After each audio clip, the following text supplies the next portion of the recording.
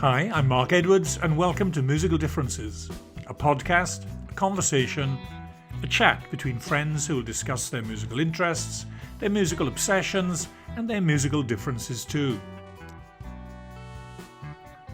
In this show, I'm joined by Dr. Andrew Demery, known to some as Andrew, known to others, more close to him, as Dem. Enjoy.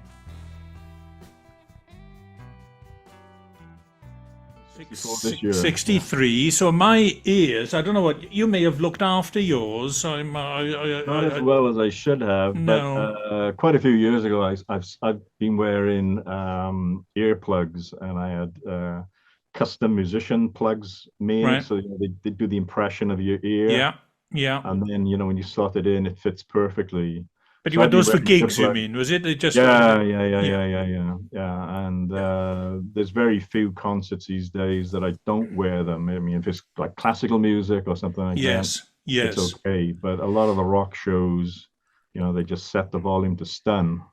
We just did a pounding. It's. I want to kind of. We're going to do a lot of reminiscing here. I think we're going to do a lot of going back over the kind of the Gorseinon days. But I say one of my early musical memories is I don't know whether Neil. I don't know if Neil was terrible for Neil. For those listening, is my brother, of course, who was Andrew's friend. That's how we're kind of 2 degrees of separation, or is it 1 degree of separation? I don't know whether you lent Neil this or somebody else gave it, but there's a segment in there you may remember of the stereo drums, electronic drums going from left to right. And I remember Neil basically laying me on the floor and putting the left speaker on the left ear and literally just having that at significant volume kind of rattling through our brains, which was... Well, what I had was NME.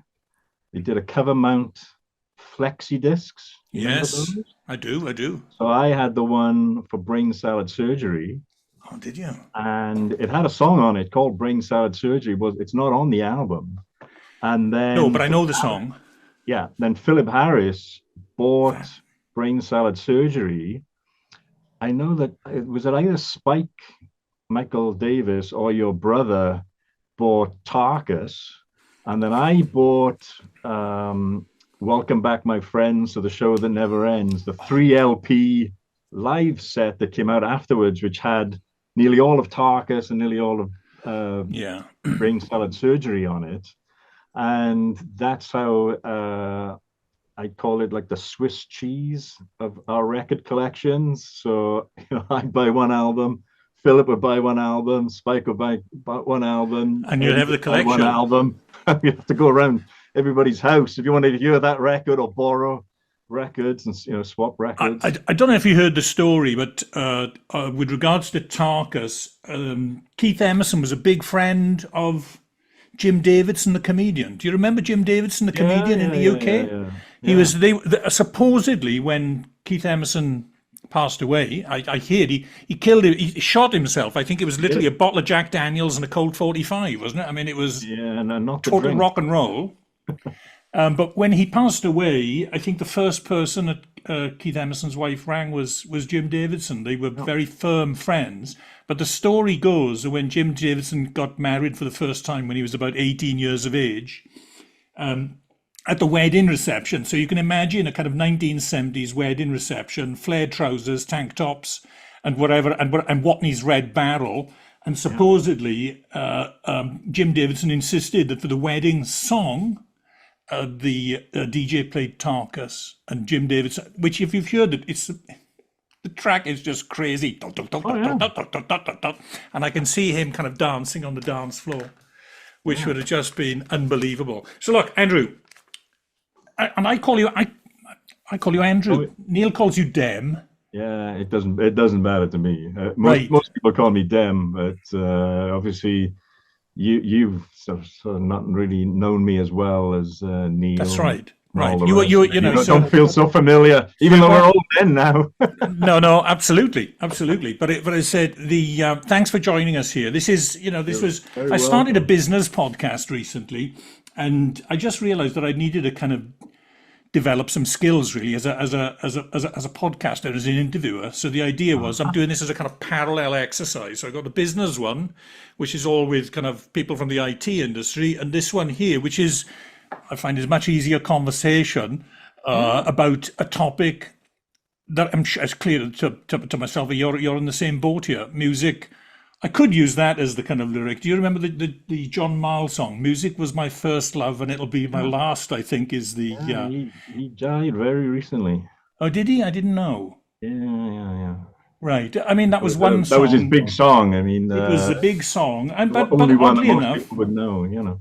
but it definitely very kind of resonated with me as a youngster. I'm going to start here with a few lyrics for you as well, which I'm sure you're going to. I don't know how many words it's going to take for you to kind of pick up on, but the lyrics are this. It wasn't very large. There was just enough room to cram the drums in the corner over by the Dodge. It was a 54 with a mashed up door and a cheesy little amp with a sign on the front said Fender Champ and a second-hand guitar. It was a Stratocaster with a whammy bar.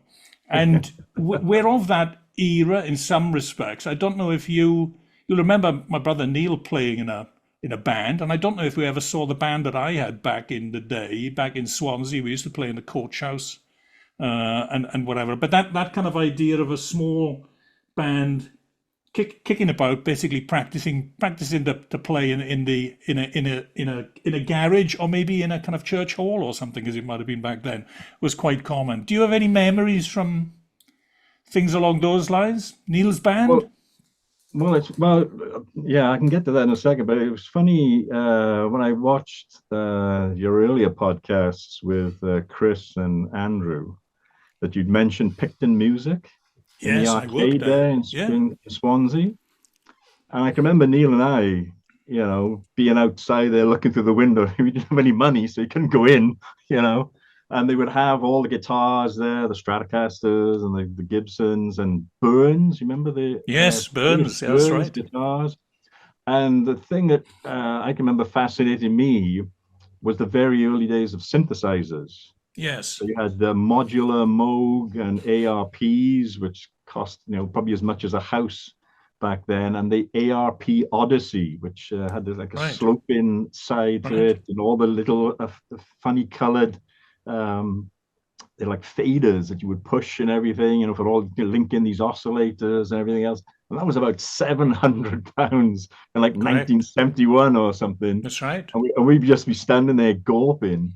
And then Neil, he must have probably been, I don't know, 13 or so, is it? He got a Telecaster. It was like a semi-hollow body Telecaster copy. Do you remember what color? Yeah, it was a blonde. Yeah.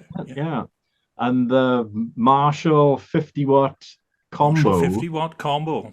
Which obviously in the houses down there, could blast you to death. Yes. Kind of thing, if you turned it up.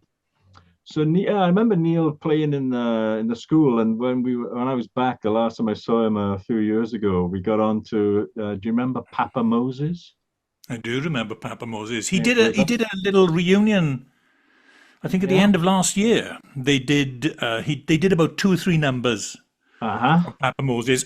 Andrew Nutt was a sound engineer, I think, or lighting engineer on Papa Moses. Yes, I was selling programs there every night up at the Luchawelfa Hall, and we somehow got onto that when I was back a few years ago, and that gave us the giggles. Yeah. But Johnny Turner, if you remember Johnny Turner from Garden Village, I think he's got my copy somewhere. I lost my LP copy because it was recorded at Swansea Sound. It was. Did you go to the recording? No. Right, because oddly enough, as I said, you sent me the details yesterday on that Tony Visconti interview. Because interestingly, you mentioned the ARP. You remember, and you mentioned a flexi disc earlier on. I got a flexi disc. Again, this would have been back in the 70s of the ARP Omni. So it was a demonstration disc of a synthesizer. But I went to Swansea Sound when I was about 15. I wrote to them just on the off chance that they might be able to line me up with a job as a tape operator. But I did Ah, go there and kind of spend a few hours. And I have to, and I still, my experience of being in the control room, and they had, I think they would have been two big tannoy, I don't know, golds or reds or whatever. They were yeah, big tannoy wall mounted, ceiling mounted speakers. Best sound I've ever heard. I don't think I've ever heard anything to beat yeah. that, to be honest with you. But yeah, they did a little bit of Papa Moses again recently. I Cool. think it was 3 songs in total. The keyboard player, Oh, don't ask his me. name escapes me at the moment. It will come Yeah, back. They didn't have the no. same drummer, but they had I think Julian Quirk. I don't know if we ever knew Julian Quirk. I think he was from No. Penllyn Gay or Llangafelach probably. But Yeah. anyway, it was pretty well received. But I'm pleased that you remember Neil was only mentioning. I saw him last week, and he mentioned the Shaftesbury guitar, that Telecaster that you talked about. He's Uh-huh. still got it. I think he's Yeah. kind of yeah. He's done a little bit of work on it recently, so it's in good condition. He's still got his old Eco 12 string. Do you remember the kind of the Yeah. 12 string guitar?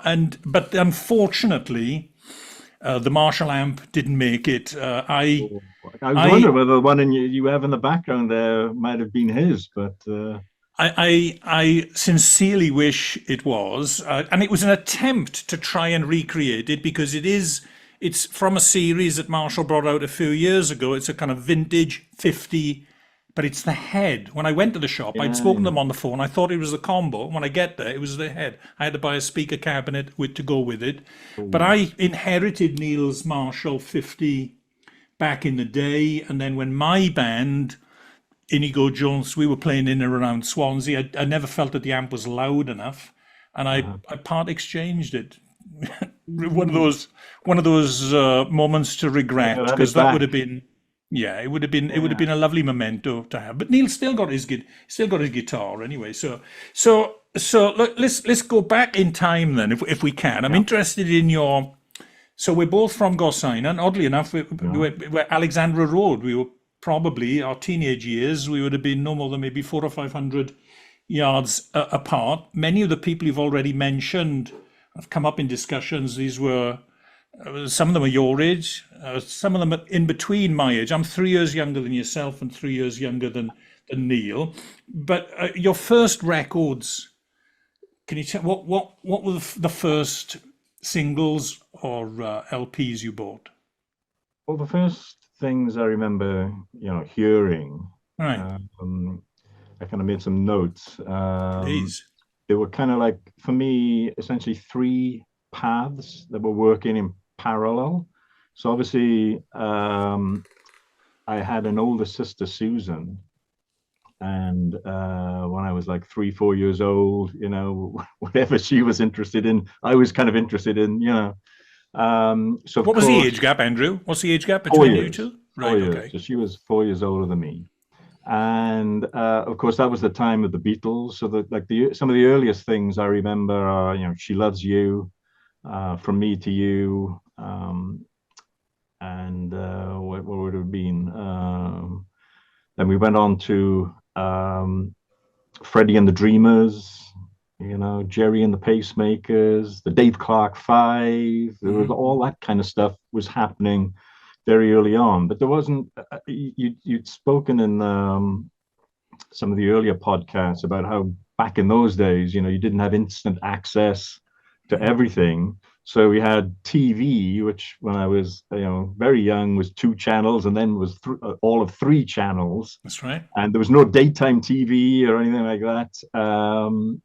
And we had my parents had a wireless, as they would call it, transistor radio, sort of thing, was about this big.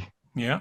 Most of it Big was dial on the front, maybe. yeah, rotary dial and a battery, a 9-volt battery, which was gigantic. It was about, Yeah. about this big. Um, and there wasn't Radio One. Radio One didn't come till 1967, where there was like the light program and things like this. Right. So I'm kind of a little bit vague as to how I remember hearing things like "She Loves You" and "From Me to You," and those early Beatles singles and the Dave Clark Five, Bits and Pieces, and then later on Manfred Mann and all these kind of artists.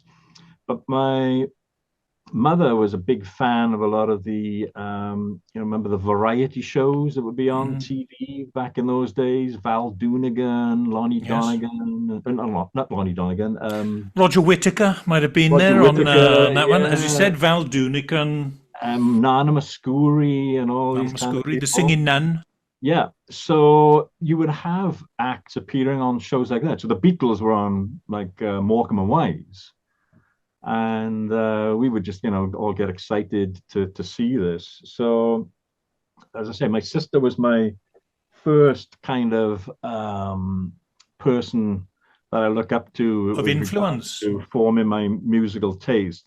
The other thread that was going at that time was cinema. We had the Lido in Gorseinon. My mother would take me to see the films there, and you had Mary Poppins and The Sound of Music and things like that. And I can remember my cousins having the records and also the music books. Remember they used to do the printed Yes, yes, music books, all the lyrics and everything, yes.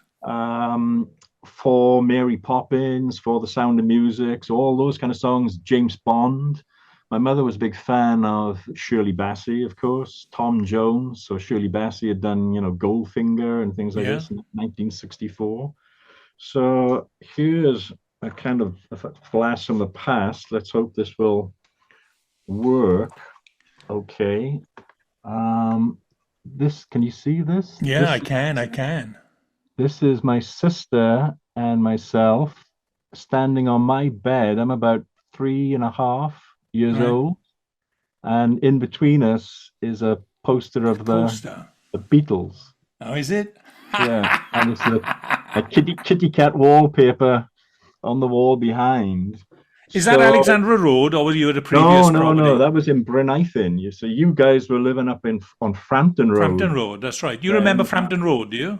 Yeah, yeah, yeah, Because yeah, that's yeah. where Neil, I think when he got his guitar and amplifier, it Yeah, was in it was Frampton Road at there. that Yeah. time, wasn't it? So that, as I say, my sister was my first sort of guide, and then she went.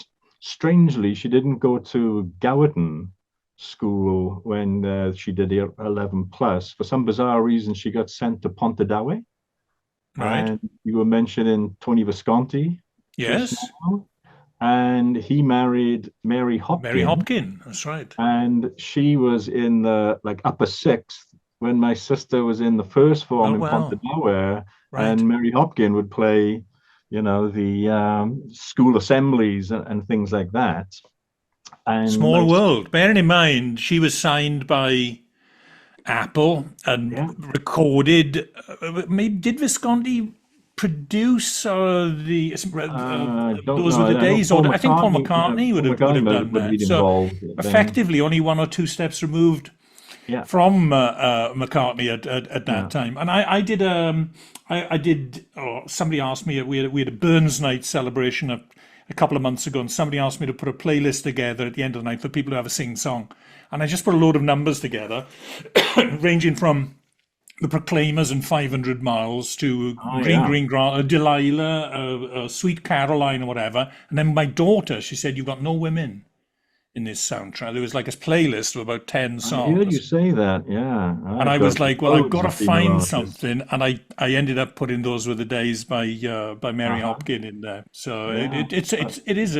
again, a lovely song, to be I've got honest the with you. postcard album. It's in amongst all the discs there.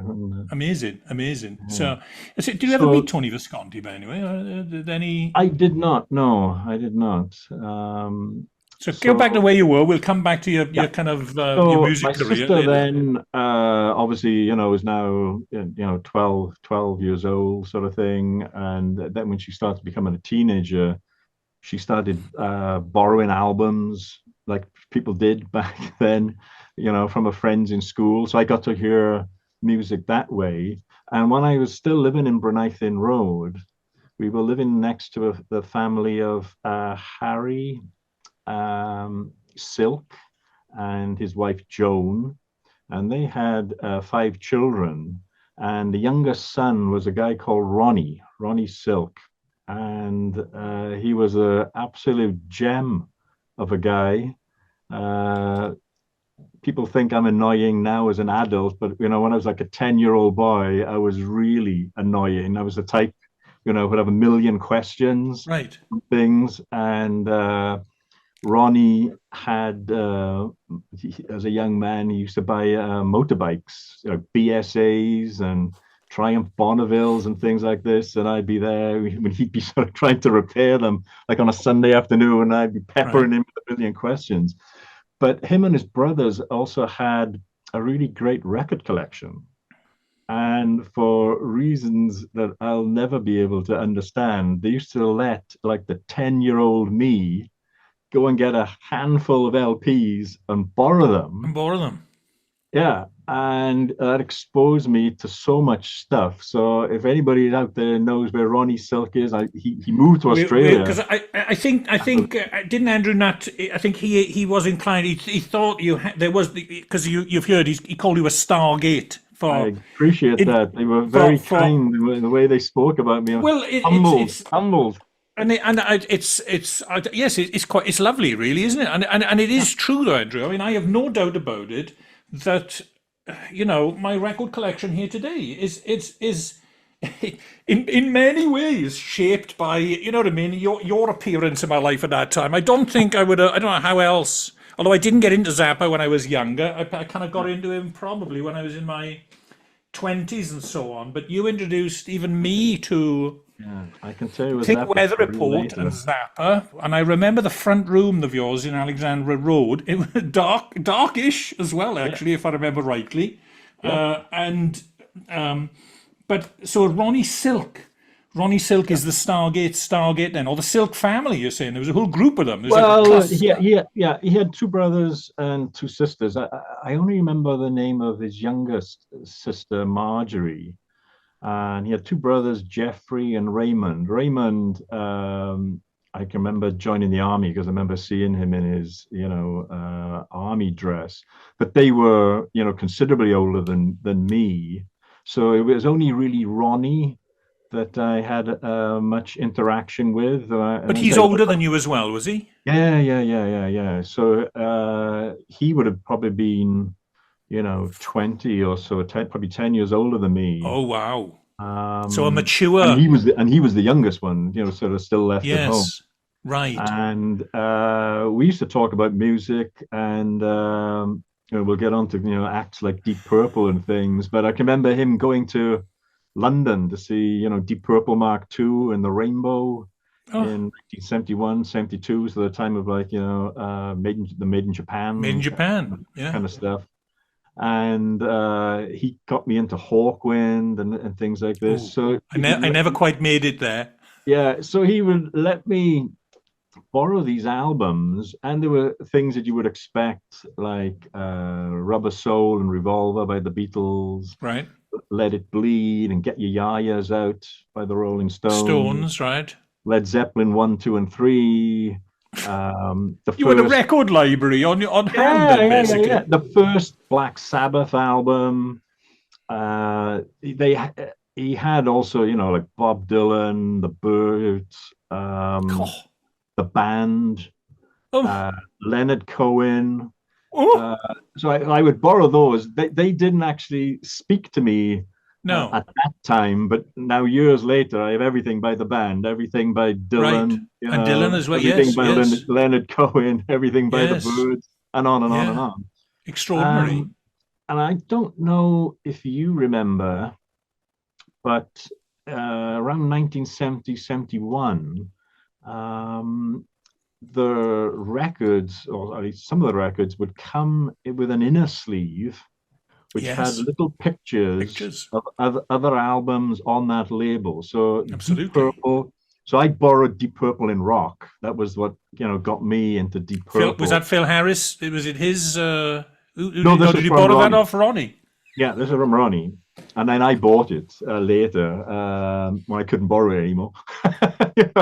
So Deep Purple was on Harvest. So on the Harvest Yeah. in a bag, you had the early Deep Purple Mark One LPs. You had Pink Floyd, I'm a Gummer, and albums like that. I think one of the bags had Piper at the Gates of Dawn and Saucer Full Yes, of would have Secrets had. on it too. It's And then incredible to think, though. You've got a picture of this in your mind as well, haven't you? Do you know what I mean? You can, yeah, if you close your eyes, you can yeah. visualize, you And can there was a see band that cover. Quatermass, and if you remember or know the band Quatermass. Yes, and I think I It might was even. it's a Was the famous cover album something cover. a bit grim, wasn't it? A bit. Pterodactyls. It's Yeah. like looking up between these buildings with these pterodactyls flying, and the Edgar Broughton band, Yeah.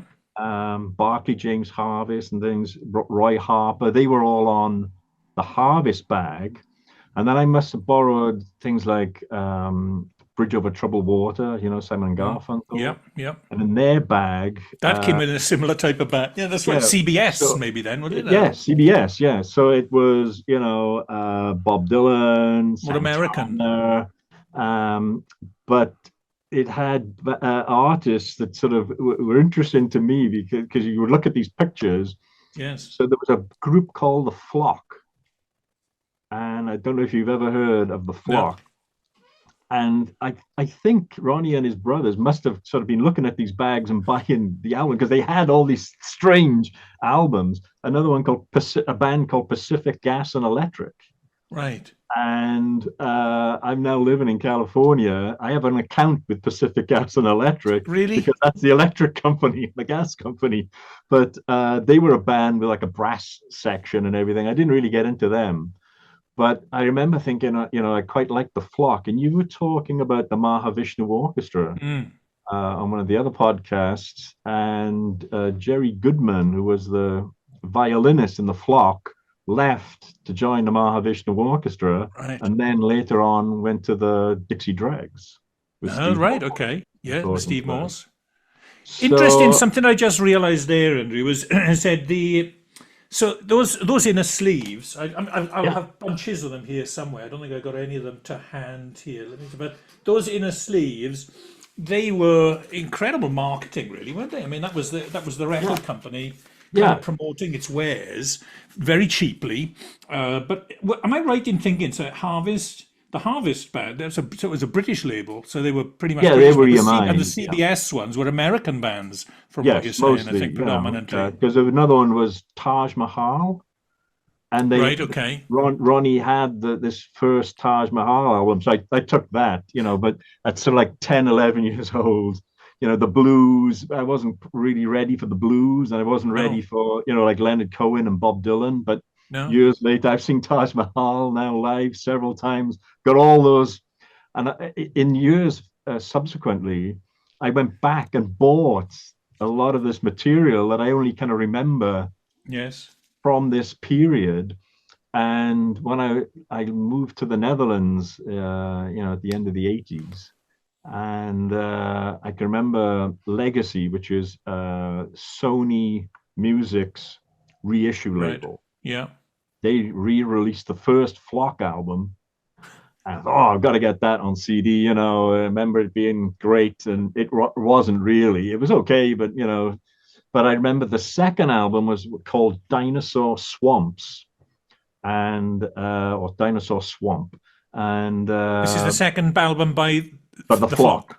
Yeah, right. And you couldn't get this, but then in Japan, they released a CD of it in Japan, which I had to get on import at huge cost, put it on.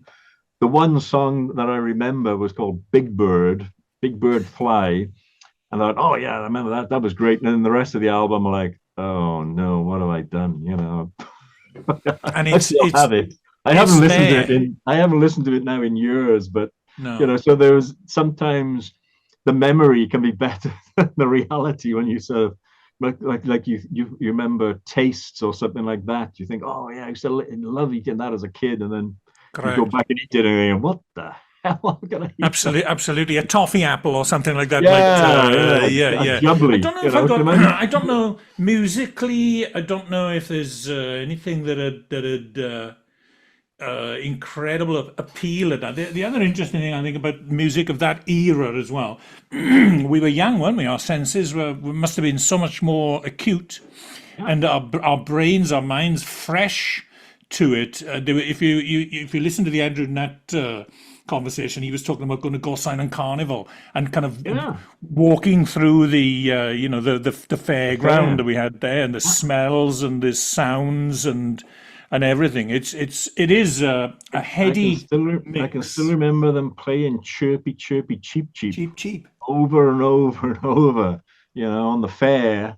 And of course, a lot of the parents didn't want their daughters, going to the fair and getting off with the guys who worked on the fair, Absolutely, all that kind of stuff. absolutely. So there was tense times, but yeah, And they deciding were. Carnival, I still love it. Gorseinon Carnival was great. Were you a member of St. Catherine's Choir? I was trying to remember as to whether No, not you the choir. I did used you to go to the youth club? church.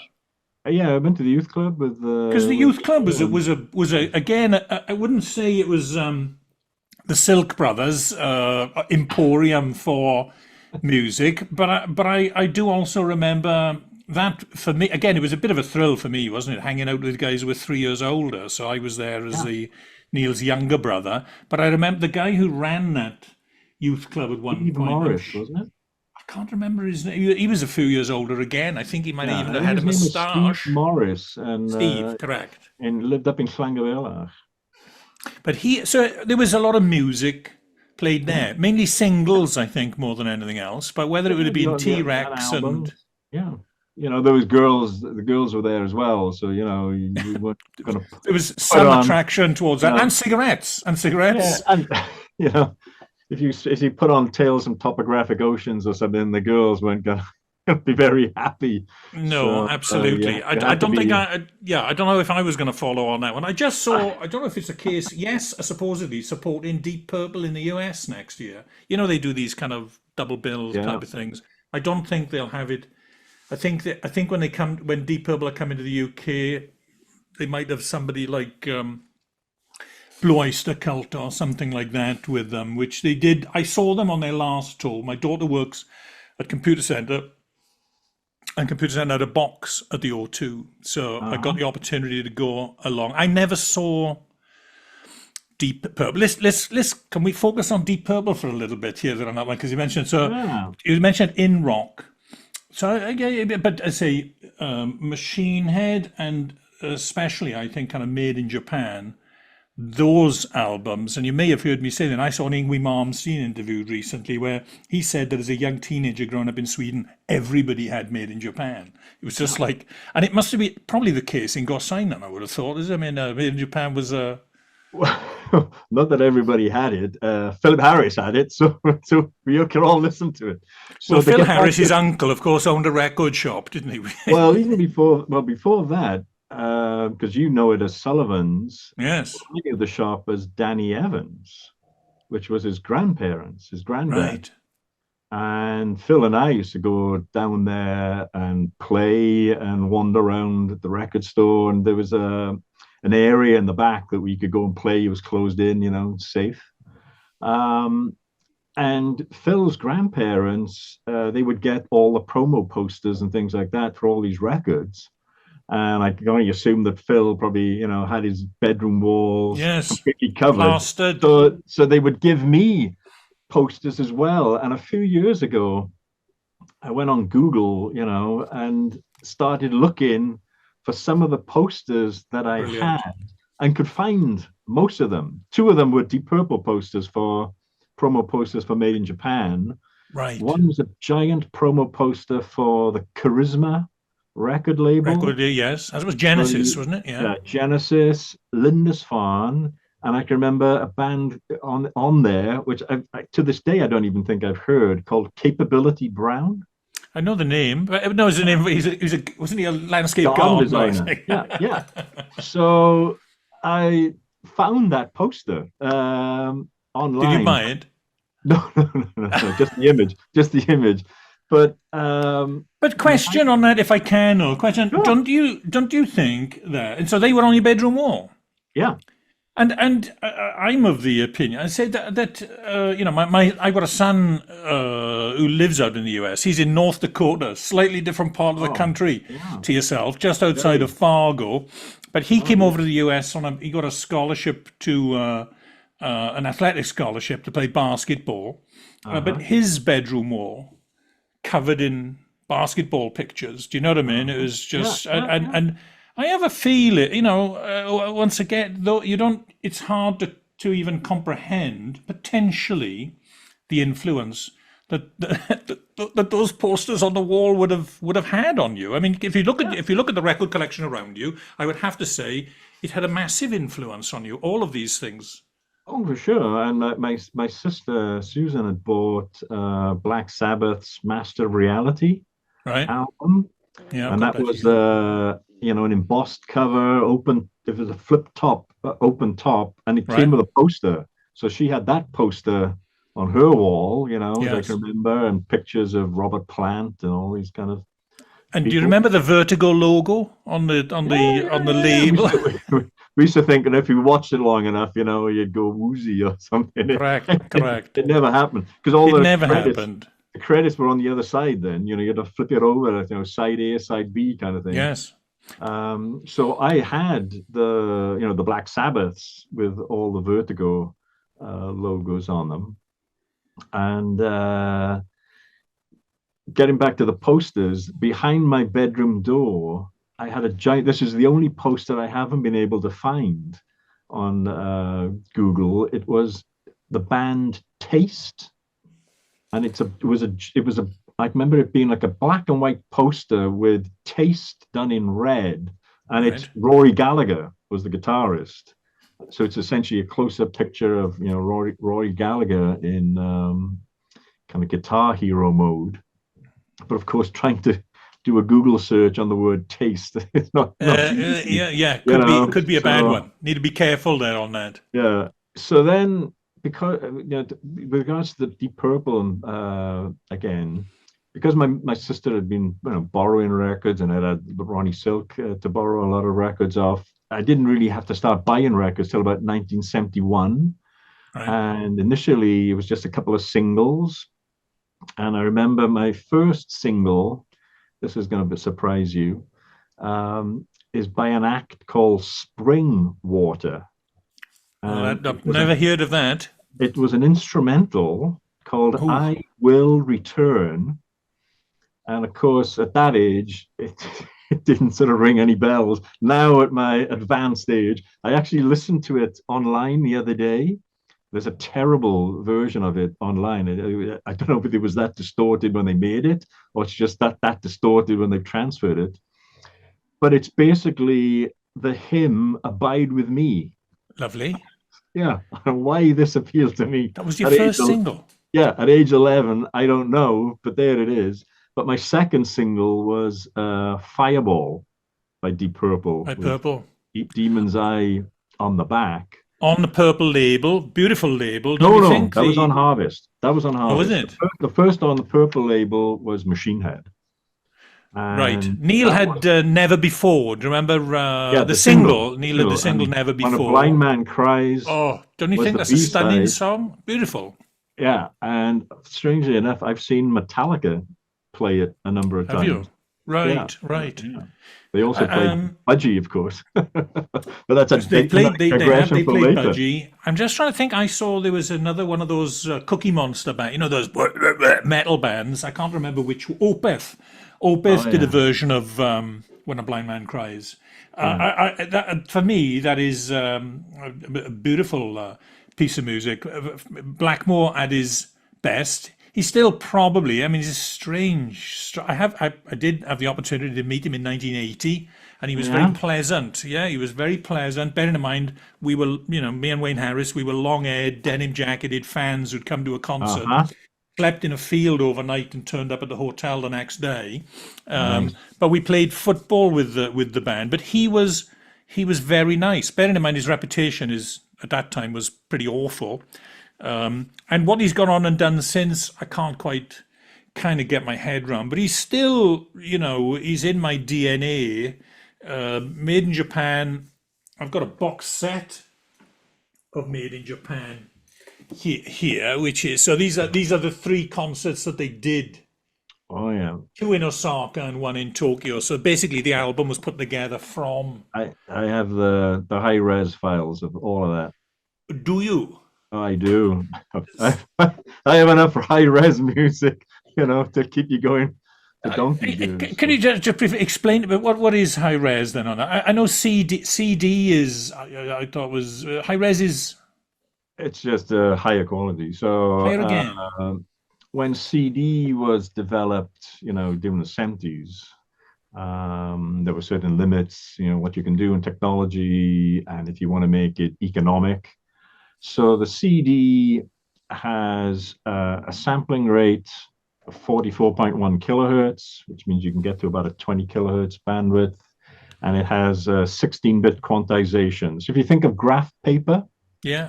all the lines. Yeah. It's like the It's not sampling particularly rate. detailed, is it? Yeah, it's a bit Yeah, chunky. the sampling rate is like how fine you split the x-axis. The Yeah. quantization is how finely you split the y-axis. Right. And so a CD 16-bit, which gives you about 98 dB dynamic range and 20 kilohertz of bandwidth. And then for higher resolution, it just means you're increasing in a PCM system, you can be having 24-bit words, 32-bit words instead of 16-bit. And the sample rate, 96 kilohertz, 192 kilohertz. It even goes now, 768 kilohertz. Right. Okay. And we can get this later. I went to work with Philips and Sony on an alternative to PCM called DSD, Direct Stream Digital, and that's a 1-bit modulation system using a technique called sigma delta modulation. It's a little bit more complicated to get your head around. PCM is quite simple because you can think of it as plotting points on graph paper. Right. DSD is nothing like that. But again, the idea is to have a larger dynamic range, better sound quality. And you so see, I was particularly drawn to. So I had CD. I bought a load of it back in when I moved up here in probably 1986. I think I got my first CD player in about 87, and it was CDs all the way.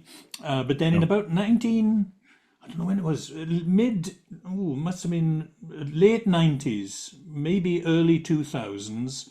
I was listening to Emerson, Lake and Palmer in the bedroom on a small stereo system, little bookshelves, and I thought, hang on a second, Emerson, Lake and Palmer, Carnival 9 or whatever, it was not created to be played on a little pair of bookshelf speakers. It was on these huge, as I say, these tannoys is what I was imagining. So I went to a local stereo shop over in Hartford, and I said to the guy, I want to put together like a 1970s system, and then I'm just going to go and I'm going to buy. And back at that time, you could buy used vinyl so cheaply, it's extraordinary compared to what they're charging now. Nowadays, I don't know if it's the same over with you. What it's daylight robbery in some charity shops at the moment, what they're trying to charge.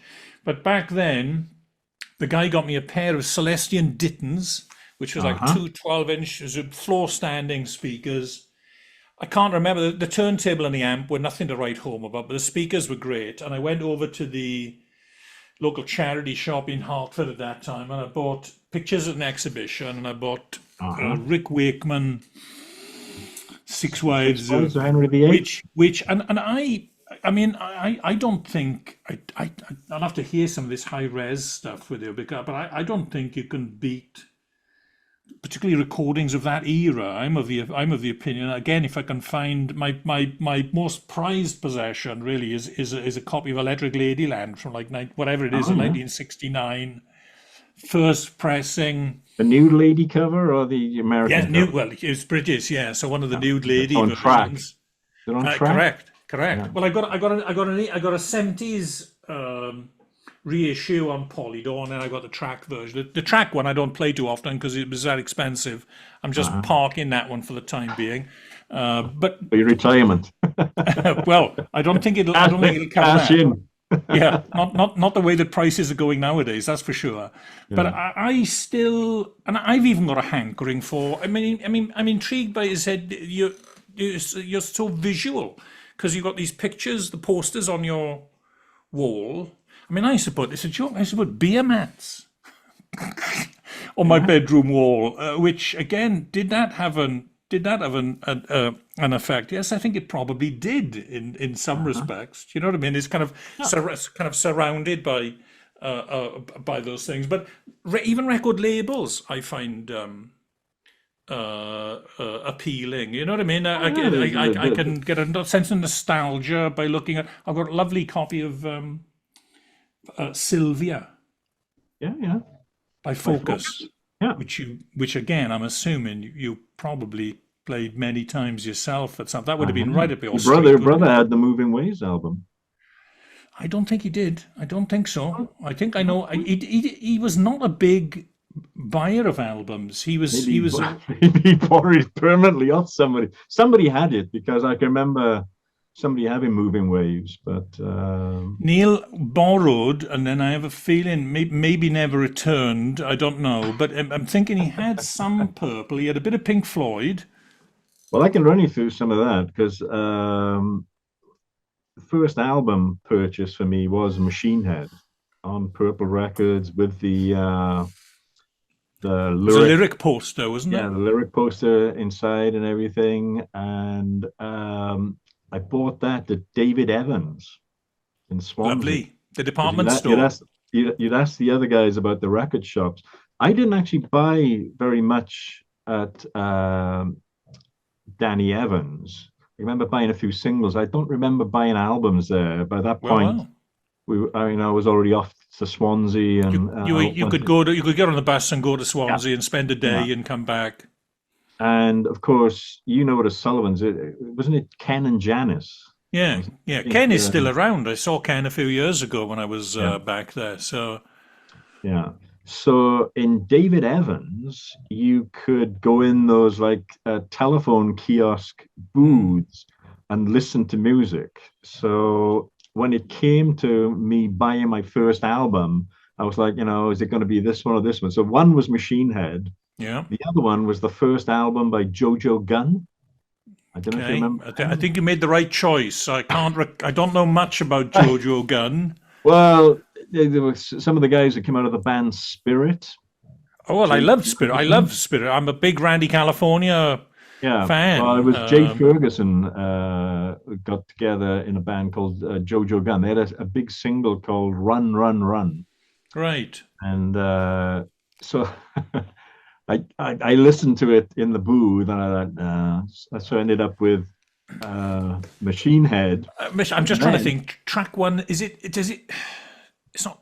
It's not Machine Head, Speed King's Rock. What's the first track? It's Highway probably Star, Highway Star. Oh, yeah, oh, Highway Star, maybe oh. I'm a Leo, and of course, Lazy. I don't know the order of the tracks. I'd know yeah, it if I well, was Lazy's playing in the it. middle of side two. Side Yeah. two, Was it's Black Smoke on Knight the on it Water. as well, or was Black Knight a No, no, no, single? Black Knight was a no. So single, you wasn't it? had Yeah. Highway Star, maybe I'm a Leo, Pictures of Home, Never Pictures of Before. Home. Never Before. Second Never side, Before is lovely. That's a great song. Never Smoke on Before. the Water, Lazy, and Space Trucking. Space Truck. I mean, Yeah. So I bought that. And then again, in the big, Swiss cheese of our record collections, Phil Harris bought Made in Japan. the double album. Yeah, which had, I think, has 4 or 5 of the tracks off Machine Head. Yeah. And I can remember my sister trying to persuade me because I wanted to buy Made in Japan as well because it was such a great album. I've got I don't know how many copies of it now. And I can remember my sister sort of persuading me, you're just wasting your money because it was £3.25 for the double LP. You're wasting your money. You've already got most of it, on Machine Head. And so, Oh, okay. So my second album was Split by the Groundhogs. right. You And Tony mentioned that in an McPhee, email. yeah, Tony McPhee passed away last year, unfortunately. And that was one of those. You talked in one of the earlier podcasts about like Venn diagrams of how we were all kind of, there's certain common Yes. albums, and then outliers. Made in Japan in the middle with Well, yeah, we everybody. were all into things like that. But then I bought Split by the Groundhogs, and none of the other guys liked it.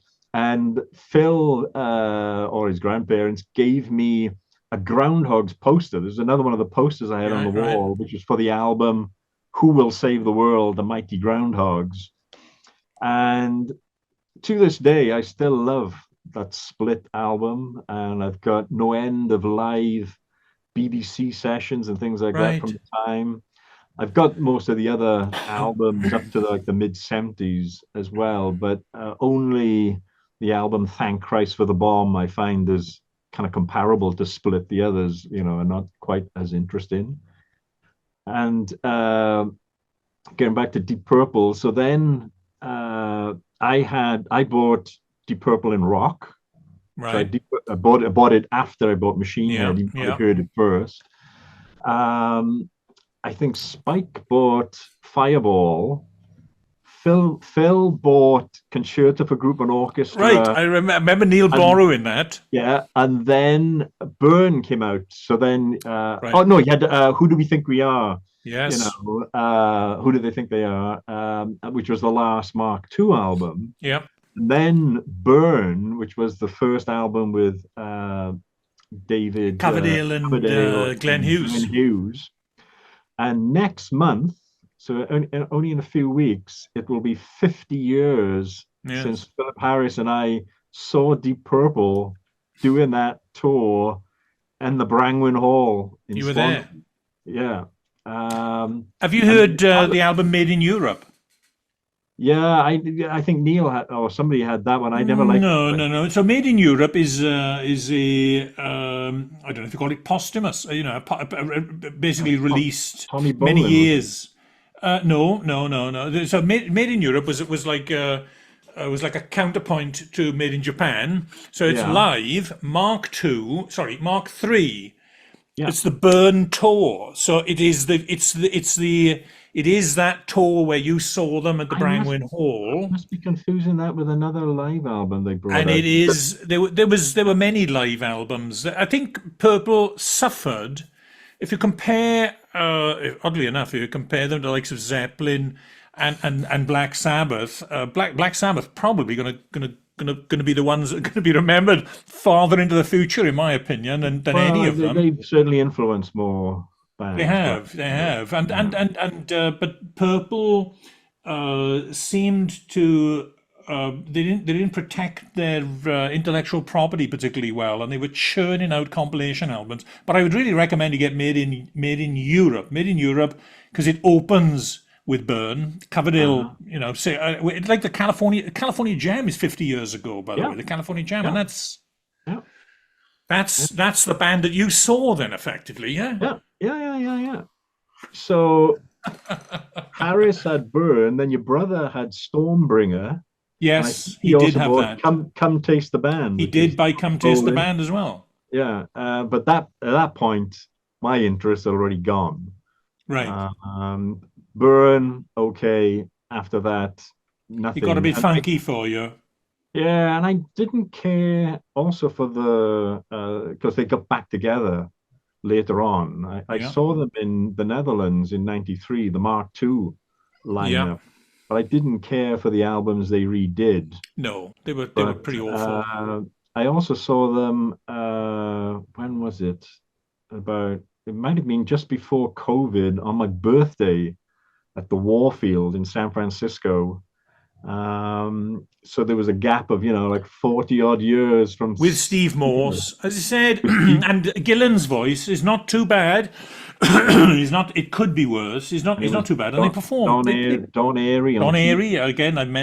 Don Airy, lovely keyboard player, lovely man too. Roger Yeah. Glover's still there. Ian Pace, John Lord. I don't know if he was there at that gig that you're on about. Maybe he'd passed away by that point. John Lord. Oh, sorry, Oh Don no, Airy was the it? recent So the recent one, yeah, yeah, he's already gone, yeah, yeah, yeah. But unfortunately. they were, and I say an extraordinary band. It's interesting that your taste in Purple uh, increased in line with Blackmore's in many respects, because he was the one that kind of pushed them towards the in rock, because Yeah, they'd done concert for group and orchestra and yeah, the first three albums, but then I think he liked Burn, but he didn't like Stormbringer. He basically he was out to lunch. He'd kind yeah, of given up. yeah. So the concert that Harris and I saw 50 years ago next month, 50 years. the opening act was an American group called Elf. Elf. Was it really? And of course, the vocalist was Ronnie Yes. James Dio, Oh, who I can't stand. Never did anything for me. I didn't like him. really? Oh, he's a brilliant Yeah, singer. yeah, Oh, yeah. great voice. So Blackmore effectively kicked the guitarist out of Elf and Yes. created Richie Blackmore's Rainbow. Harris bought the first album, with the rainbow on it and the Yes. castle and all that kind of stuff. Yeah. Then your brother brought Rainbow Rainbow Rising. Rising. Is it? With Roger Glover, I think is back. Is he by that point? And Your last three recollections of you were incorrect earlier on with what records you thought Neil had had, but you were spot on with those okay. last ones. I have to say, you got all to say Stonebringer, Come Taste the Band, and Rainbow Rising. He Yeah. didn't have a huge record collection, although Well, they passed through our living room, our front room. yeah. Well, we might discover as this goes on whether you were buying the records or he was buying the records, because I can remember him having things like is it Bebop Deluxe? Yeah, he had Sunburst Finish. Yeah. But I again, to me, it is a thrill and a joy, really, to think that he got, because of Ships in the Night, which was on Top of the Pops. You'll remember 7:20 on BBC One on a Thursday evening. You saw Yeah. Top of the Pops. Bebop Deluxe got their one-hit wonder with Ships in the Night. He bought Sunburst Finish. Now that Christmas, I remember going into Swansea and spending some money that had been given on a Shawadi Wadi album in John Menzies, which is Yeah. on the corner of Oxford Street, and I I can can't tell you remember because where. I looked it up. White Walls and Oxford Street. Really? Yeah, yeah, yeah. It was downstairs. So I But bought Shawadi Wadi there, and then a year later, I bought Modern Music, and I would to this day I would say Modern Music by Bebop Deluxe is the better album. They're two very, very, very, very good albums, and I, Modern Music is probably my most returned to album over a what is a 45-year period of time. I've been to a few Nelsonica events with Bill Nelson, yeah, with Bill Nelson, and he's got a I huge catalog. uh, and he's still churning stuff. But I kind of went off them. They did Drastic Plastic, and I wasn't so he went a little bit new wave and Drastic Plastic, and then Red Noise, and I dropped off the radar at that point. Where were Uh, you ever? We haven't mentioned them then. So where were you on Jethro Tull? I remember I was in Gowden Grammar School, and one of the boys had Aqualung, and again in the kind of lending records around, I probably lent split the other groundhogs to this guy. He lent me Aqualung, and then I can remember we were agreed to bring them back and swap again. And one of the other boys, his brother was in school with me, Stuart Jones, but his brother, I can only remember his nickname, which was Chelsea. To play rugby and like a rugby club, and he gave me Fragile by Yes, Right. and that started my interest in Yes. So I then very quickly bought Fragile. Harris bought Close to the Edge. I bought Tales of Topographic Oceans and Yes Yes. songs, and again, this Swiss cheese going Yes. on of everybody buying different albums, so we didn't, overlap. But I've got Aqualung. I've got the also the remixes by Stephen Wilson. Right. Do I've you got follow all. that Stephen Wilson Porcupine Tree? Do you? I haven't so much followed the Porcupine Tree. I've got about half a dozen of his solo albums, and Right. I've probably got most of the Jethro Tull catalog. I can give you a list at some point after this. Again, all high resolution, Right. I mean, remasters.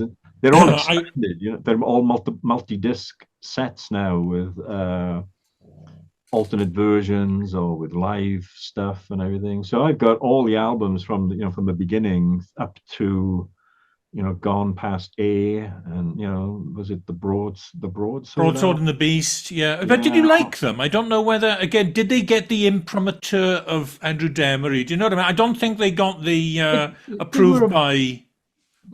it's one of those bands that I can sort of I listen to and enjoy it, but doesn't make me like a huge fan of them. I saw them when I lived in the Netherlands, um, and I had the Bursting Out live Bursting Out, album. yeah, yeah. That was, I mean, that was on. You may remember that was on TV. That was one of the Yeah, first satellite yeah, and broadcasts from Madison Square Gardens. they bleeped the one bad word, and it's on the album. Yeah, Brilliant. And I watched. I don't know if I mentioned you. I mentioned Madison Square Gardens. There. This is how I kind of connect to that.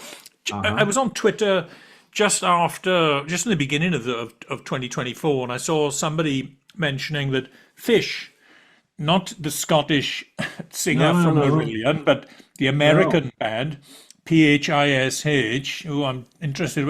Is that the dog you're delving, or have you got something there? No, this is. Can you see that? Oh, I can. So this is a book by. I mean, it's hard for me to. Oh, gosh. So this is My Morning Jacket. That's the This is name a of the book. band, is it? That's the band on stage, yeah. And Wow. this is a book by a photographer called Jay Blakesberg, and it's Jam all bands. jam bands. So Fish, The Grateful Dead, String Cheese Incident. They're all in here. Well, I had, So it was kind of new to, I'd heard of Fish because yeah, a friend of mine back in the 90s said if you like Zappa, you'd probably like Fish, but I didn't listen to them I at the don't know how time. successful this is going to be, but this is the band Gomez on The British stage. band Gomez. Yeah, Oh, wow. they're one of So my Will, favorites, along with my wife. And these photographs are taken at the Great American Music Hall in San Francisco, one of my favorite music venues. venues. My wife would have probably been, standing just behind the photographer when the photograph was Wow. taken. And is that Gomez? I think there was like a student band in the UK called Gomez. Is that them?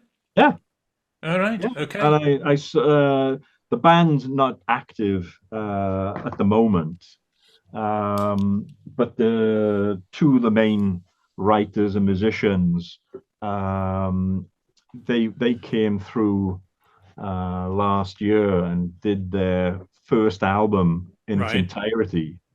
The Uh, first, what was the first album called?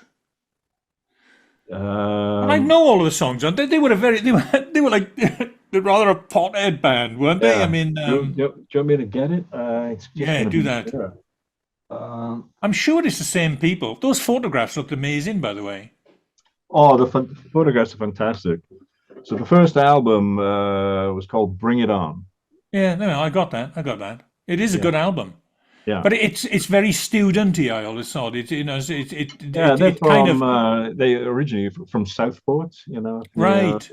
Liverpool, Manchester. Yeah, Liverpool way, and I've gotten to meet them.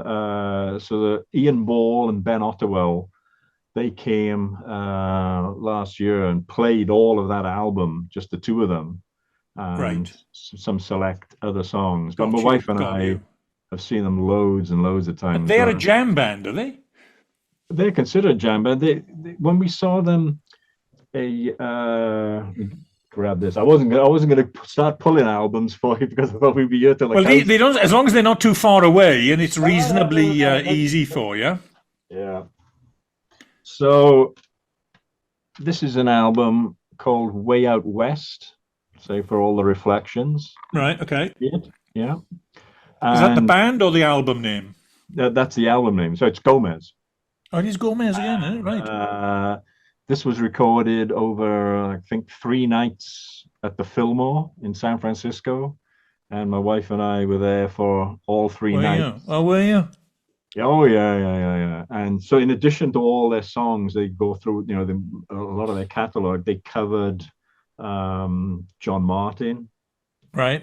um, and they covered the Beatles, as I Oh, remember. check that out. They What's the they name of that were again? Remind me. What was that? called Way out west, or just out Right. west, out So west. so the fish thing came to me, as I said, through a tweet, which basically said they did a concert in Madison Square Gardens. That was the connection. Madison Square Gardens Yeah. on I think it's a regular event with them, but they did one on New Oh yeah. Year's Eve, and it was being shown in 4K on YouTube. Well, I watched that. I mean, there's people tripping in that audience, and they got people dressed as dinosaurs. People, it Yeah. must be crazy. But Well, they've largely taken over the Grateful Dead they audience. have.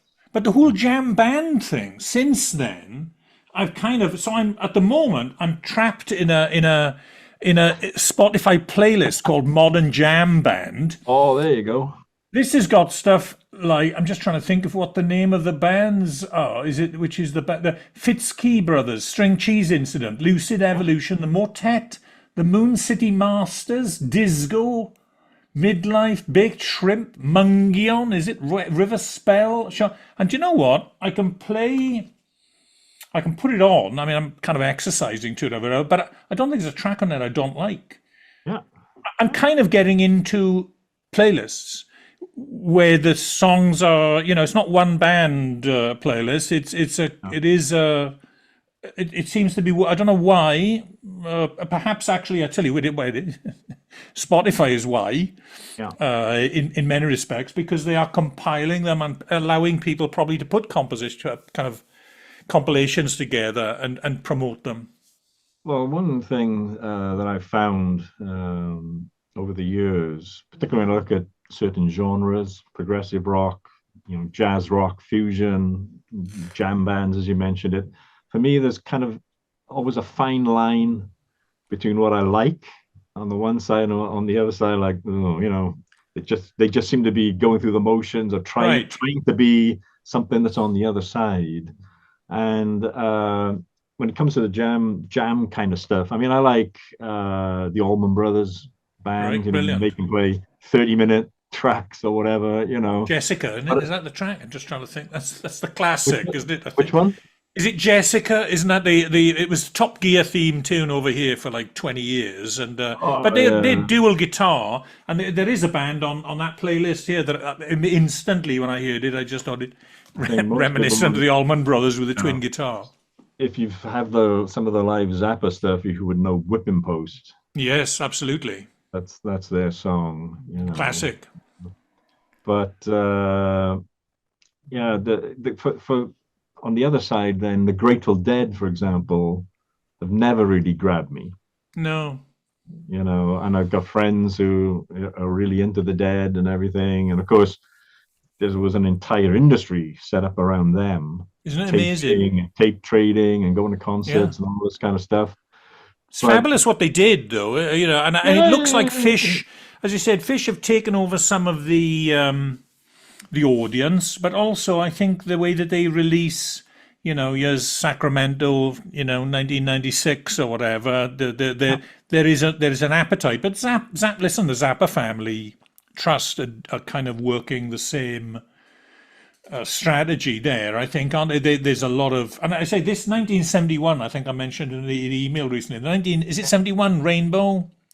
Oh yeah, I think it's they've just come back from Montreux. They've had their gear destroyed to the ground. Yeah. He's complaining terribly about the sound, and yet, as I said, when Sofa comes, and the sound I've got here in this room with it, I have to say, is fantastic. Absolutely transports me to another place. That was the band with Ainsley Dunbar and Jim Pons and Flo and Eddie. I'm not really, Eddie. Yeah, I'm not. It's probably not fair to say I'm not a fan of the Flo and Eddie era, because when Zappa was releasing the albums, chronologically, of course, there was the Fillmore East album. I'm not a lover of that. And 200 Motels. I'm not a lover of that either. Yeah, and the sort of salacious side of the lyrics and everything, to me, has just gotten really tedious. So there's a lot of Zappa's music that I could really enjoy, but I don't need to hear the groupie routine again. I don't need to hear the lecture. What about things like Uncle Meat? It said there's pieces of it. That's a classic. But when they released the 1970 Mothers and 1971 Mothers boxes, there's a lot of great music in there and less of the kind of Right, salacious lyrical nonsense. But right, right. I like a bit of Billy the Mountain. I mean, that yeah, I can take 20 minutes oh of yeah, that. yeah, yeah, How did yeah. you get into How did so? Where was the transition, or the how did you traverse from Deep Purple, the Ground Dogs, and that kind Okay. of maybe even prog rock across to? Because I'm sure I remember hearing Weather Report at your house in Alexandra Oh yeah, Road. I only came to the front room of the yeah, lab, the Demery lab, as it would have been back then. I'm yeah. sure I heard Weather Report because I ended up buying Well, 8:30 yeah. shortly afterwards. But I that's saw I probably saw that band in Jacko. the Hammersmith Odeon. Yeah. So so that first of all, that'll make you feel bad, and they've actually released the concert I went to, so Oh, I can sort you out with that. please, please, please. Just said And then that. How do you get into? How did you get into that? And how did you get into Zappa? Because I'm assuming then Ronnie Silk at this point is yeah, gone. we He's moved. Yeah, disappeared. yeah, yeah. Well, yeah, he and you remember the butcher Teddy Looker? It was No, Teddy Lewis was his name, but apparently he married into the Looker family, which is the way right, things work brilliant. with names down in the village. So he was But always known as I thought when he said Teddy Looker, maybe he was like a male model or something. yeah, Because no, so I go to a lodge in London, a London Welsh lodge, and one of the guys there is Di Box, yeah. So Undertaker, yeah, Undertaker, which is just. there was a guy who lived a few doors down from me called Dave Fingers. He didn't have any fingers, they were all being And amputated. my father, of course, was Di Tap to many Yeah, people as the plumber. yeah, as a plumber, yeah, and you It's Davis the Coal, and all these kind of different ones. So there was a butcher's diagonally opposite St. Catherine's Church. It was Lewis was the name of on the the name corner. on the door. Yeah, I think there's a chemist or something there now. But we knew it as Teddy Looker. Yeah, One of his sons, I think it was Ashley, and Ronnie, and there were a couple of other guys. They got together and bought a van. And when I was emailing back and forth with your brother and Philip Harris and others recently, Harris had remembered there was a sticker on the van called "Bertha has balls," and we were Bertha, Bertha, as in yeah, Big Bertha. Bertha, yeah, the name like Bertha has balls, and Bertha was an American female rock band. None of us knew it at that time, and some the stupid people at the record company thought that this was going to get them, fame and fortune. Bertha has balls because there was another American girl group called Fanny. I don't know if you ever heard I think them. I've heard of it, but Yeah, oh, I've got all the Fanny stuff here. I really like them. So again, going back to the flexi discs, right. said in another podcast that you never got into Exile on Main Street. I've got it, but it never done it for me. Really has never done it. So there was a flexi disc for when the Stones released Exile on Main Street, and Mick Jagger on one side is going through the tracks and they're playing snippets, and on the other side you had one song by Fanny and the other song by Curved Air from the album Phantasmagoria. Right. So I got it, into Fanny that way. So that's a bit of a sidestep. Um, as I recall, it was Ray Liu who Well, was the well. Well, first. Ray Lou, yes, no. Into Zappa? Did he introduce you to Zappa? He bought One Size Fits All, and Spike had taped it. And I remember Spike and I were in his bedroom with a little cassette player listening to this, and started to get us interested. And then I went off and bought either. What's on One Size Fits All? What's the cover? Remind me of that. Is that a Oh, that's the one with the looking with the car and the space. It's Is it the sofa in space, or is it the Inca sofa. Roads and is Yeah, it yeah, right? Okay, yeah, yeah. that's one hell of an album to That's one of the best. to pick out of what might have been, even at that point, a Yeah. dozen albums. Oh, easily. Yeah, yeah, yeah. And then so we started jumping off from there. And again, everybody was probably buying different things because Spike had Joe's Garage Act 1. I had Joe's Garage Act 2 and 3. Right. It was only later. I think I heard Joe's Garage at yours. I do. Yeah, it was I only do. later, that you had the money to kind of, yeah, it's a classic. Yeah. This is one, two, and three. Yeah, that would have been re-released 2012. Uh, it is part of that kind of the Zappa re-releases back then. I used to have to get them shipped over from the US. I don't think you have to go through the same effort Yeah. nowadays. So one of my good friends and former colleagues, Gus Guinness, helped out on providing equipment that they used when they remastered all these albums. All right, So if you want a Zappa story, please. So where are you? You're San Francisco. You're not San Francisco. You're Los Angeles way, are you? Or what are you? oh, I'm up in Oakland, so directly opposite San Francisco. So we can see San Okay. Francisco from our bedroom. And he lived in. I'm just trying to think. What was it? Something. What was the road? He was on Woodrow Wilson Drive, Zappa, up. Wasn't it called something else? That area wasn't it? Didn't have another. He's just off Mulholland on a Well, street right. called Okay. Okay. Yeah. Yeah. Yeah. Yeah. Yeah. Woodrow Wilson. Right. So 1998, I joined this project which got me into working on music recording equipment and formats and all this kind of stuff. So I'd been introduced very briefly in Amsterdam to a guy called Gus Guinness. Basically, a hello, goodbye, I've got to go catch a train. And in May, we were doing a demonstration at a show in Los Angeles, out near Los Angeles Airport. It's one of those hotels, close by. And all our equipment at that time was very rudimentary and very noisy, lots of hard disks whirring and everything. So, not the kind of thing you need in the room when you want to do some listening to high quality music recording in high definition. So Gus and I would be in a separate room, cables going under the doors, and we had a microphone and a camera set up. So our colleagues would be in the other room and would say, and now we're going to play something by, name the song. We would have it queued up, hit play, Right. play the music, and then after a few minutes, do the wind down of the volume. The guys would pick up the next introduction, give us the cue, we would play the song. So Gus and I were like side by side at a lot of these shows. And I'd only just got off the plane from Amsterdam, 11-hour flight to Los Angeles, get to the airport, we'd sort of check in, let the guys know we've just arrived. And we meet down in the foyer of the hotel.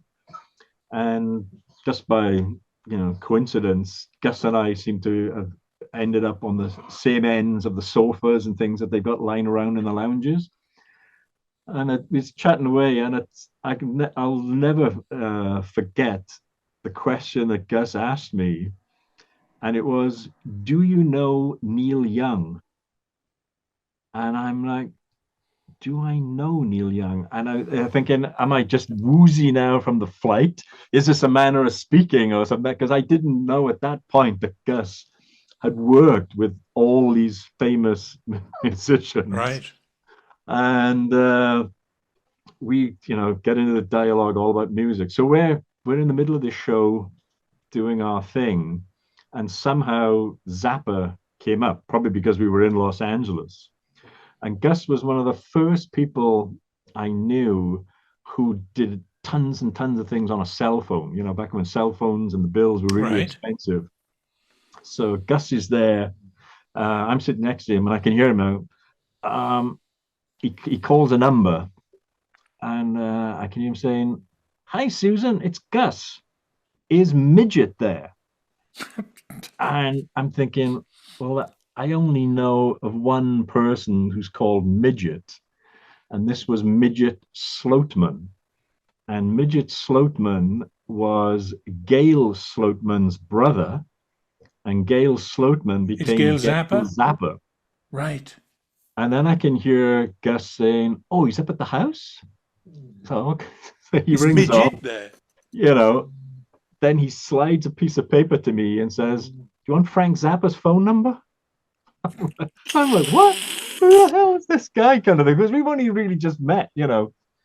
And then the next thing I hear, Gus is on the phone, clearly now talking to Midget.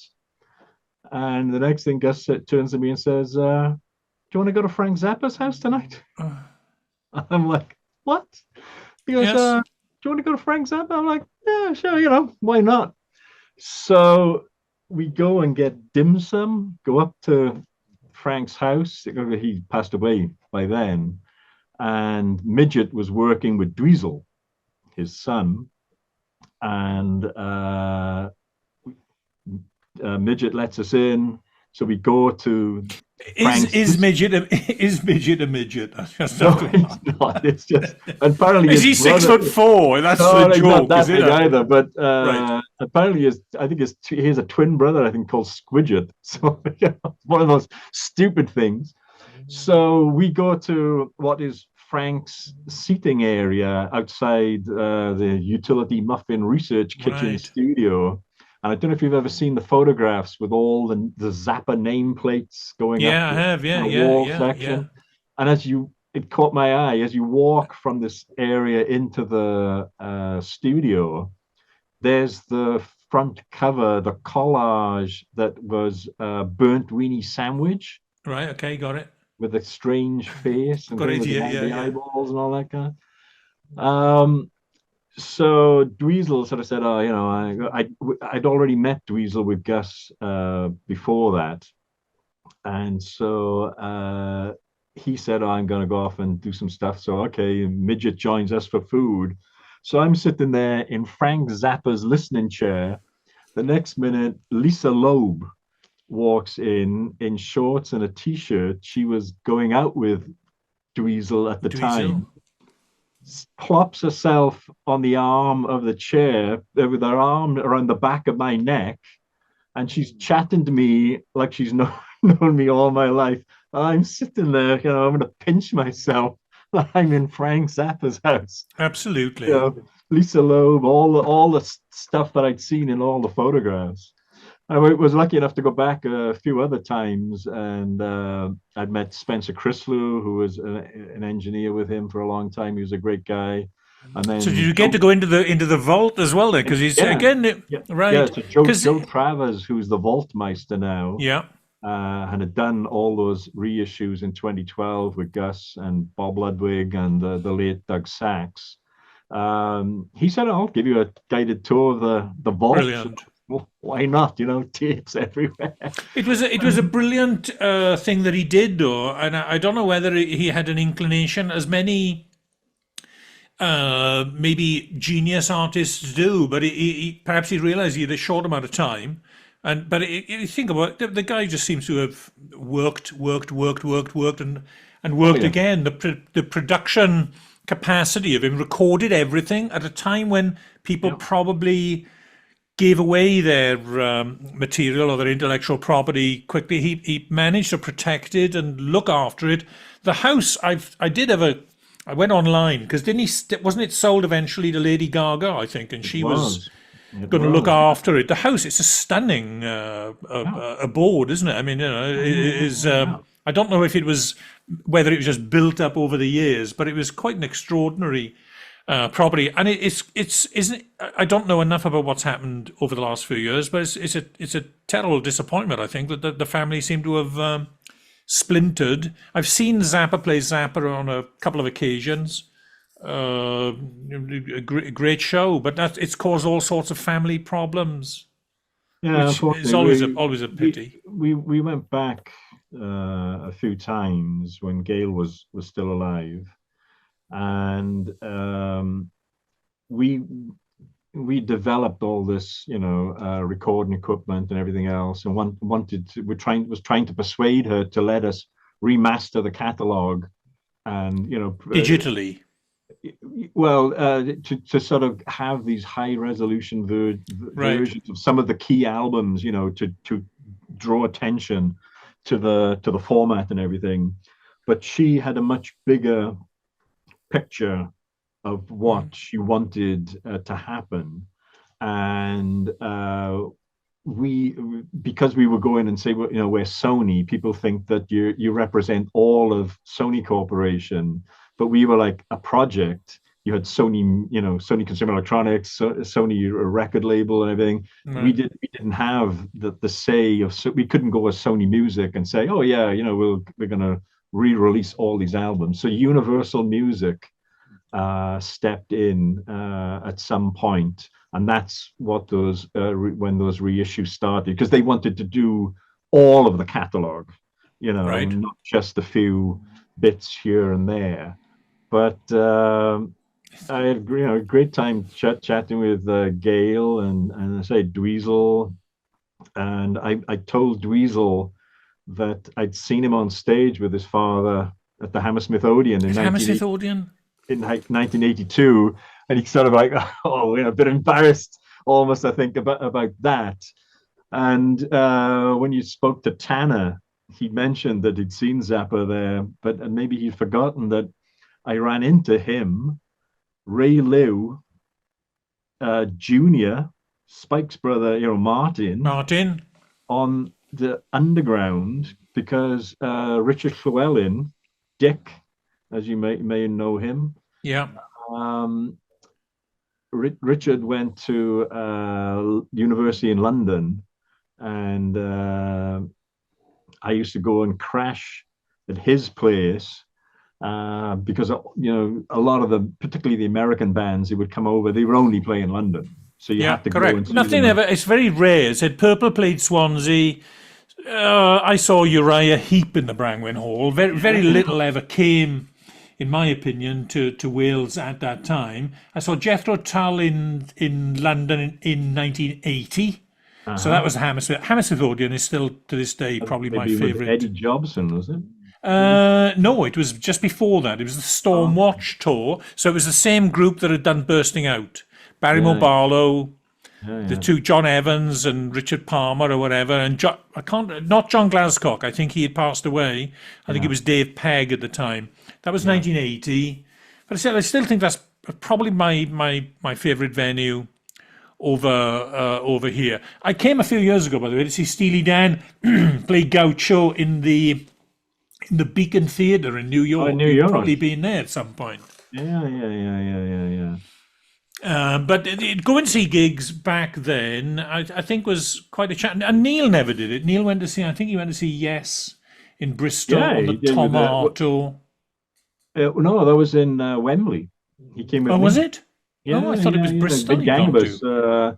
I'd gone up in '77 to see the Going for the One tour, and then Tomato was in the round in Wembley Arena, as it was known, but we knew as the Empire Pool. So, which are the albums that have that if you had to, not looking for a kind of desert island discs, but which if you had to pick a handful of albums and say these are the ones that are over the fullness of time in a 50-year period, you can now look back at it and say, yeah, these are probably my faves. What would you put in that selection? Yeah, that's a really difficult thing. Partly because my taste is so broad now. I mean, I spend a lot of time listening to classical music these Right. days. Might surprise people. There's Americana, blues, a lot of the old Delta blues, electric blues, folk music. You were talking about Fairport Convention, things like Yes. that, in other podcasts, and The thing is, there's so much music. It's yeah. just So, it's extraordinary, isn't it? And there's more seemingly being well, yeah, produced all the time. I've been, pretty voracious in trying to suck it all up as much as you can and be open to things. That's one thing. Perhaps I regret a little bit, when you're kind of a teenager and as Frank Zappa would say, a young sophisticate. And you're thinking, well, you should be into all this, prog rock. And I got into a little bit into the krautrock scene because Right. I get into Faust, which Yeah. still love to this day. But again, that was one of the things nobody else could even stomach. Some of the guys got into Nectar and groups like that, but because Was Johnny, Faust? I'm sorry, you said Faust. Was it not? I think you mentioned Magma the other day as well, didn't you? yeah, In Nîmes, Magma, yeah, they're French wasn't it band. one of those bands? It's either Faust or Magma that were basically touted by Virgin Records. I think they did like a 99 pence album or something to break them. That was Faust. It was So Faust, was it? the Faust tapes. So that was the key for me. The Faust tapes was 49 pence. It was the price of a single, but it was a bunch of tapes that hadn't been recorded for an album. Just one of their road crew had kind of put Right. together.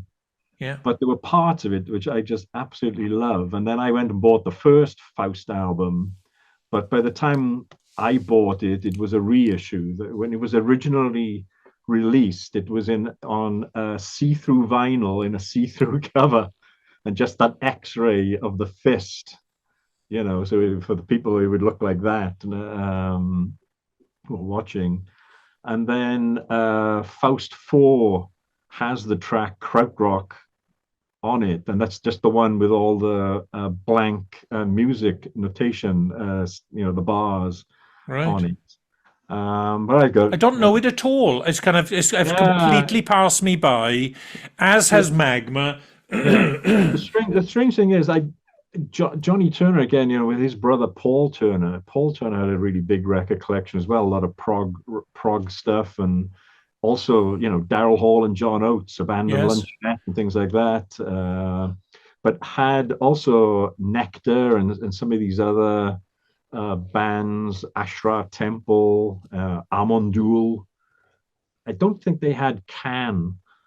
But what's strange is, although I got into Faust and some of this stuff very early, the early 70s, it was only many years later then that I went into Can and Amondoul and Embryo and these kind of German bands. But I can remember you or your brother or somebody. I'd first seen Kraftwerk on the Craftwork. I Tomorrow's got into World, Craftwork. yeah, on the Tomorrow's World Right. program, and then somebody bought Autobahn, and you had Ralph and Florian. And I think, did you have the early ones? No, I tell you, I had a lovely experience going into Virgin Records, remember in Oxford Street? Yeah, yeah, they're on my And list I went too. in there and they didn't have the listening booth, but I was listening on headphones to Eno's Before and After Science. It was like the big Uh-huh. decision, what am I going to buy today? Yeah, That came with, by the way, it came with 4 watercolor prints, which was a big selling point. But yeah, I was listening to that, and when I took the headphones off, they had Showroom Dummies by Kraftwerk playing in the back. I'd never heard anything quite like it. It was like, what yeah, is this? So I ended up buying, that was a 12-inch single. And then I think a week later I went back and I would have bought Trans Europe Express. yeah, That was my first album. And I then would have followed that up. Probably oddly enough, I then remember ordering and collecting it from Sullivan's in Gorseinon, getting the Man Machine, which the red and yeah. black. I mean, Yeah, those I got it. albums of I bought the Man Machine album, and I remember people having other records. Because I also remember that somebody having Devo. yes, I had Devo as I well. I had yeah, I and had I know you had the Devo. singles because you I had the had Jocko Jocko Homo, Homo. the single, but I also Yeah, then had the album when that came out. But yeah, the album came out on Virgin, you remember? They'd kind of yeah, taken a big yeah. deal And at that then point. you had on yellow vinyl, you The had the Residents. Residents, Satisfaction. I saw the Residents about a year or so ago. If you're in San Francisco. Well, I don't know what to say So about that. That was that, possibly one of the worst decisions. I think I bought it in Virgin.